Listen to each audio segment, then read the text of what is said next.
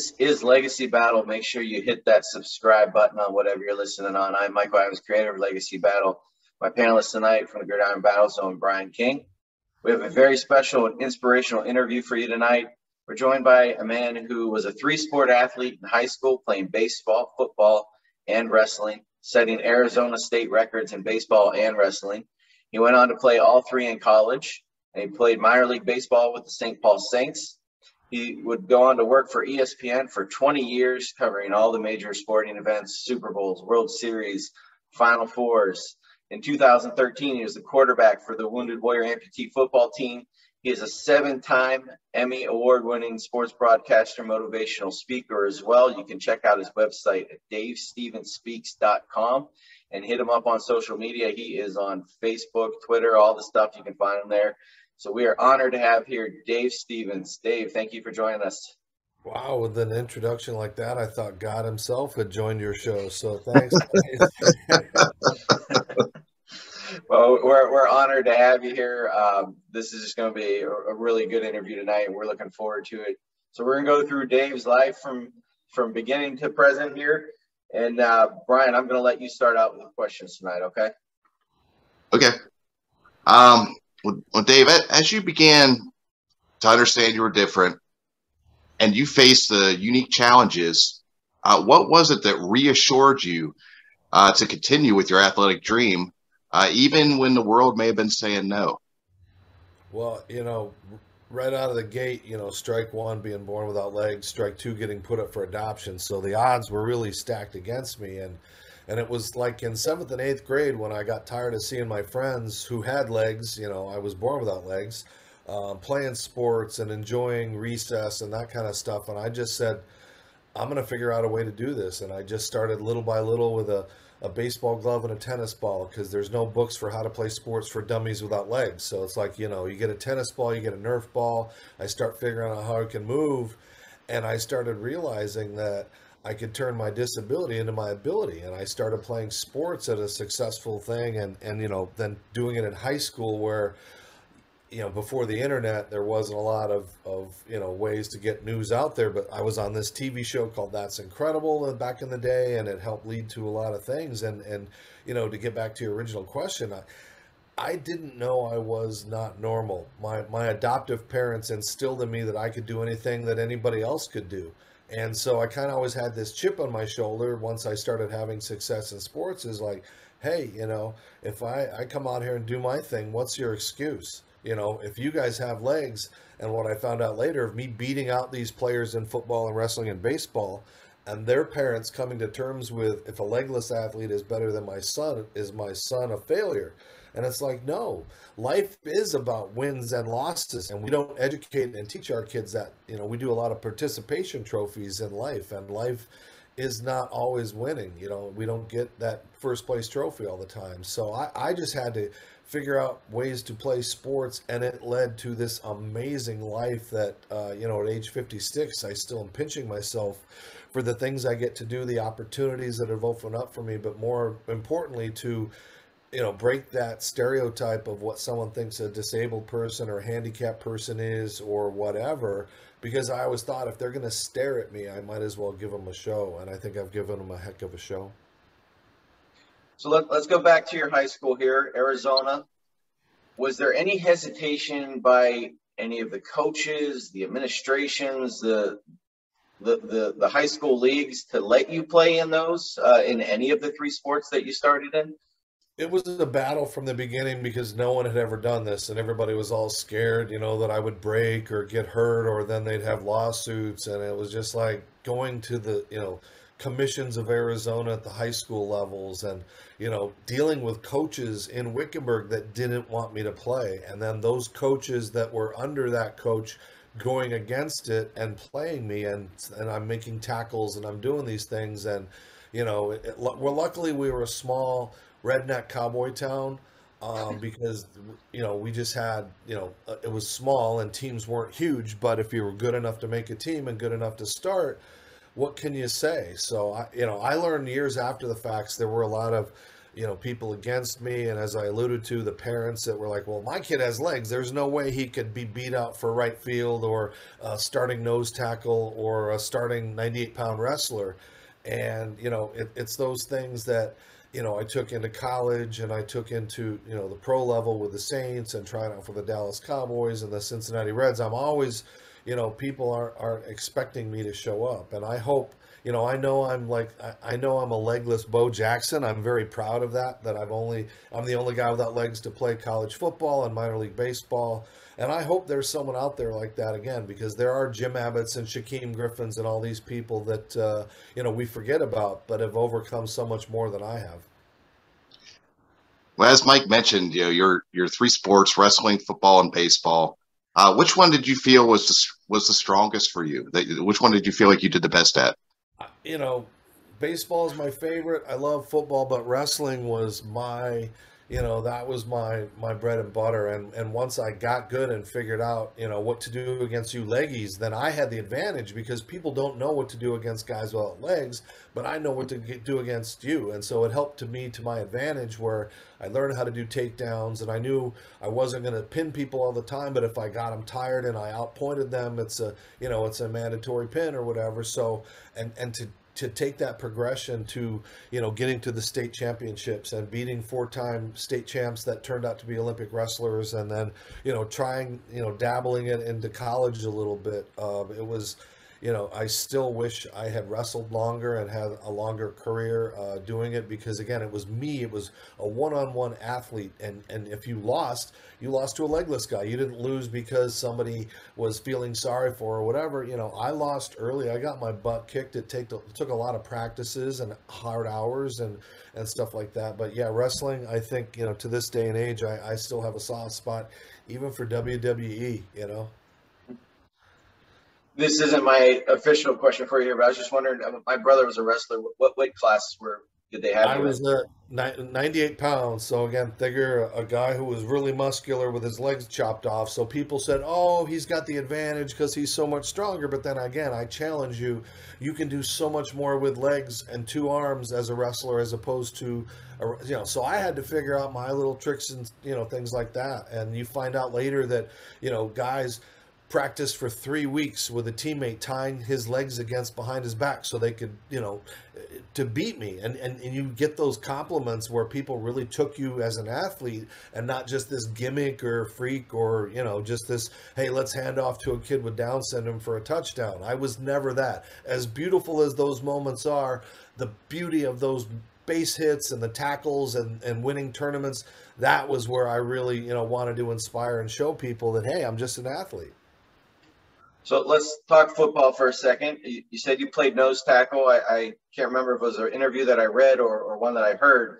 And the nose tackle position, you were specialized in running plays. So did they take you out on the passing plays, or were you still allowed to go in there and try and get your sacks? Yeah, I mean, it was always, if it's a 3rd and 10 situation, obviously you need either to drop back and cover, or so those were the times that they'd take me out, but I would also always be aware of the screen, because you can't see me on a screen and I can pop up and either knock it away or make that quick tackle. And then a lot of times the guys were so confused about how to block me that it either led to them double teaming me, which then frees up the linebacker behind me, or them not blocking me and me causing havoc to either get my hands on the quarterback or cause a fumble. So, at the college level, it was like, again, that battle of like, he can actually play, so let's put him in the lineup and see what he can do. And, it led to, 3-year career in college and, traveling overseas to play in Ireland and New Zealand for some all-star teams and, try it with the Dallas Cowboys. So, Dave, you mentioned earlier about the 1981 TV show. That's incredible, with Fran Tarkenton. Uh-huh. As far as I know, this was the first time your story was sort of released on a national scale. So what did that mean to you to get that exposure, and how did that motivate you further?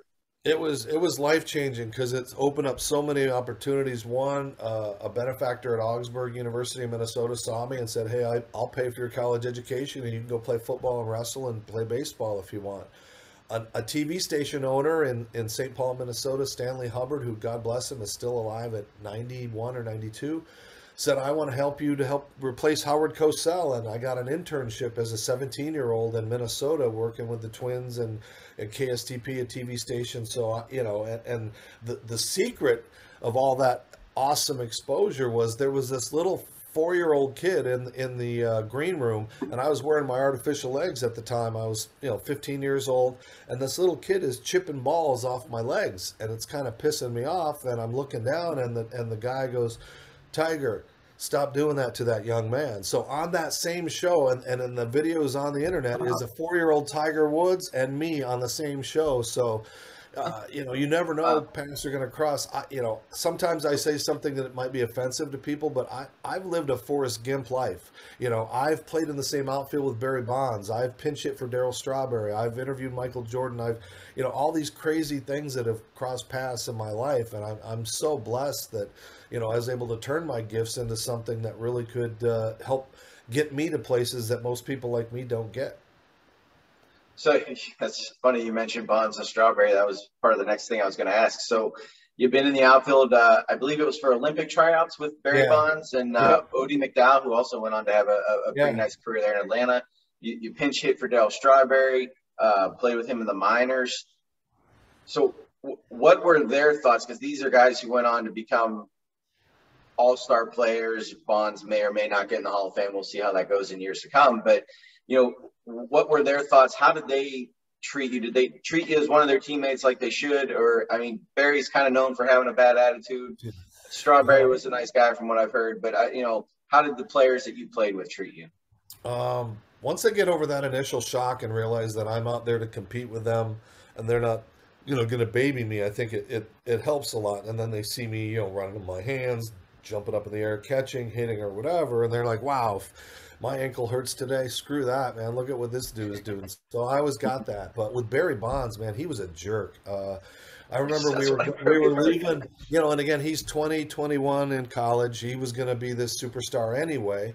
That's why he didn't need steroids. He had all the 5 tools. But we're going over to this baseball, another part of Arizona State University where the tryouts were. And there was Doug Henry and Don Wakamatsu and all these big guys that were hoping to make that team. And I got invited as a high school kid. So we start walking over, and it's far, and I'm walking on my hands, and Odie McDowell goes, hey, man, would you like a piggyback ride? And I'm like, oh, dude, that would be so cool. So he bends down. I get on his shoulders. He's carrying me. And then Bonds looks at him, and he goes, Odie, what are you doing, man? You're wasting your time with him. Don't waste your energy, man. You need to be fresh.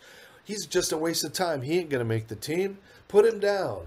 And I'm like, they're teammates at Arizona State. And I'm like, Odie, I don't want to come between you guys. And he goes, man, that's just Barry being Barry. He's a jerk.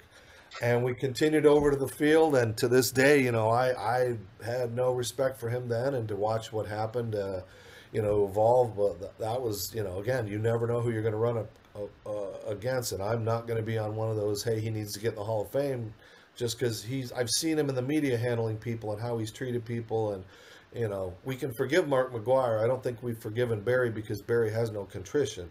But to the second point, Darryl Strawberry, I walked out on the field for the Saints in 1996. Here's Jack Morris. Here's Darryl Strawberry. Here's JT Brewitt, a former Twin, all of the Saints trying to get back to the major leagues. And all of the media suddenly went from Darryl to me.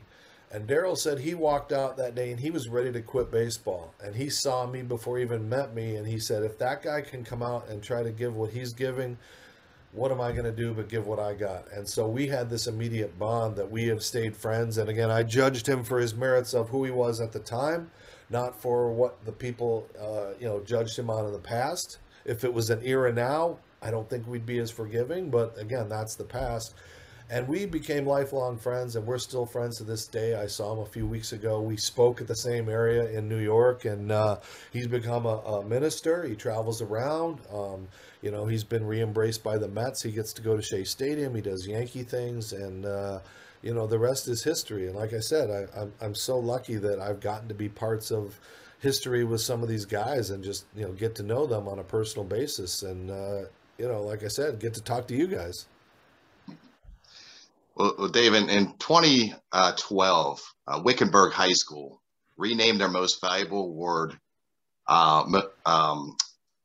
the Dave Stevens Hustle Award. Mm-hmm. So what did that honor mean to you? It means a lot because, we're talking 40 years after the fact. I graduated in 84, and, schools don't always embrace their history or, unless it's, hey, Tom Brady went here or something like that. And to be able to tell these kids that this kid came here, he hit 300 for his career, he broke the state walks record, and, he didn't have legs. Wickenburg and the surrounding communities are very poor. They're very Hispanic due to the nature of what those areas are in Arizona for farming, and you have a lot of illegal aliens that come, and their kids end up going to school and becoming American citizens. So there's a lot of poverty, and I came from poorness. I mean, I came from a one-room house. So if this guy like me can escape and do all that, it gives these kids hope to go, hey, I'm not stuck in this little, cowboy toting, Ford driving type, scenario. I can escape and make something of myself. And like I say, if a guy like Dave Stevens can have no legs and be poor and end up winning 7 Emmys at ESPN, then there is hope that people can escape and utilize those tools. But it takes a lot of hard work, and like I said earlier, you're going to fail a lot. And I always say it's better to try and fail than to sit around daydreaming. I should have tried for this. I should have asked her out. I should have gone for, trying to be the lead in the play or whatever. Just make the most of what you have and set those goals and try to achieve those goals. And if you don't, get back up, reset your goals, and try to pursue it. So let's talk here. You're covering sports here. I just saw the interview with Gronk that you had reposted due to Gronk's retirement. Also, I enjoyed that. As I mentioned in the opening, you've covered Super Bowls, World Series, Final Fours, et cetera, et cetera, et cetera. Is there one moment that you were at, that you were part of, that sticks out to you, that you say, like, I was so blessed to be here to be covering this, or one particular interview? I'd say being at the Super Bowl, I think it was Atlanta a few years ago, and all of the players, the Patriots, like these guys that had started to saw me and seen what I did, that they respect you and they start doing interviews. And so Chris Long is taking a knee and talking to you, and you've got there's offensive coordinators talking to you, and then suddenly you develop a relationship with Gronk. And so to be at a Super Bowl and Gronk comes up to you and punches you in the shoulder, this is my man Dave, or I'm on the ground with JB Smooth, the legendary comedian. He's got me breakdancing at media day when, suddenly all cameras are on me, and it's, again, a guy without legs breakdancing and spinning around, and it becomes so surreal that, you dream about these moments as a kid, and then suddenly you are a part of these things, and suddenly you're on AP and you're trending, and your kids are like, Dad, we saw you on this, or TMZ, or whatever. And like I said, I continue to get to do this at my age. Gordy Gronkowski invited me to a private party with the brothers January 12th or July 12th on this new boat restaurant that they've opened. And it's like, who gets to do that? Like, and so it'll be Rob, and I'll ask him about, I'll hopefully get an interview with him about retirement and what he's going to do, and if it is a real retirement, I think he's going to. Do you expect him back? So, but so there are moments and pieces and things that I'm just lucky. I got to see Michael Jordan go 5 for 6 in a minor league baseball game in Arizona. Not many people get to say they saw those things. So, it's an eclectic mix of baseball history and football history and things that I've been a part of with ESPN and Chris Berman and things like that. That it'll make a great movie one day. So some of your recent projects include the Disability and Dream Do Foundation and a Disability Channel. Can you describe a little about your what your role was with each?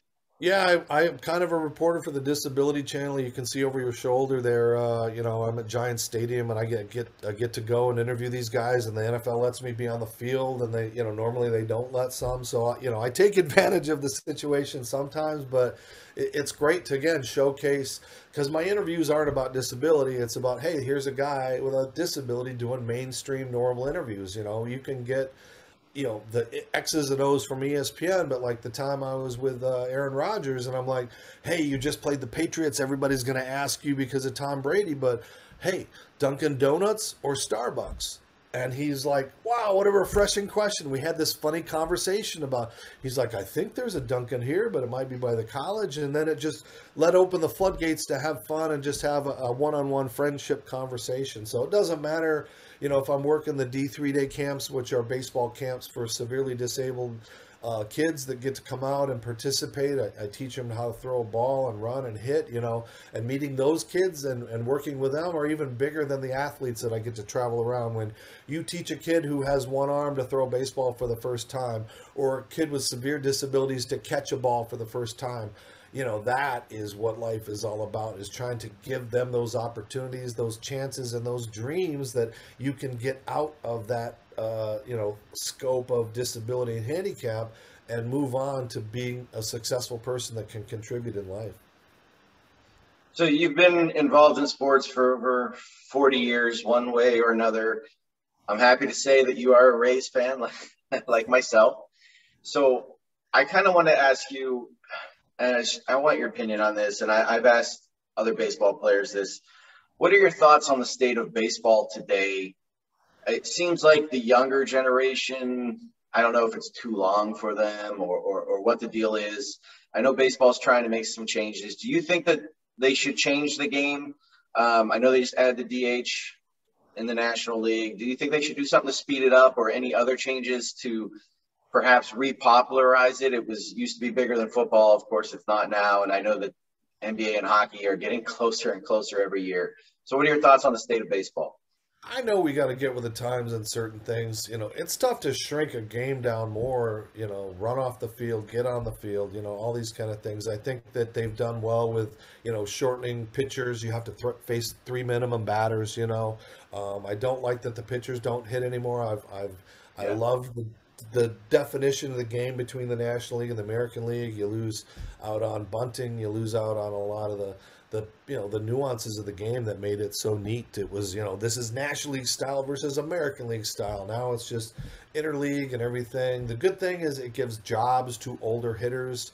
So we want to see a 41-year-old guy who has 2,888 hits as opposed to a career 0-1-1 hitter as a pitcher. I get that, but you lose the Otanis, you lose the Mike Hamptons, you lose, the fun. It was Tom Glavine and those guys in the Braves that had the, hey, chicks dig the long ball type stuff. So the only thing I think that I really hate is they don't make it as fan friendly as they used to be. The players they don't want to get with the fans because they think everybody's selling those autographs and that they're going to say mean things to them and stuff like that. And I think players don't stay in towns for more than 2 or 3 seasons. You don't have a 15-year career Kirby Puckett. You don't have, one guy that stays in that place for, a Derek Jeter. Those are going to be rare. And so you lose that camaraderie, the team building, of you can rename the same shortstop and second baseman and everything for 4 or 5 years. The Garvey, Ron Says of the Dodger eras that I remember. And you remember, all those, the Willie Randolph and Bucky Dents and those kind of things. Now it's like every year it's like, man, who's the Rays shortstop? Who is playing for Houston? The money always takes you somewhere else. So I don't like that aspect of the game. But I think in our lifetime, we'll probably see games, maybe see the season shortened. The players don't embrace the history of the game anymore. You could ask them in 5 years, who was Wade Boggs? In 5 more years, you might ask them, who George Brett was, and they're going to be like, who? They just don't embrace the history of the game anymore. And I think it's just, everything is, let me get my social media out, my 7 seconds on TikTok or whatever, so I can get the likes and the views and everything like that. And you like the old school guys like Harper, and you don't like to see him out of the game. You like to see the almost the throwbacks to a Lenny Dykstra, Nails type people that just go out, play the game. They want to stay in that city. They want to, it's not about the money.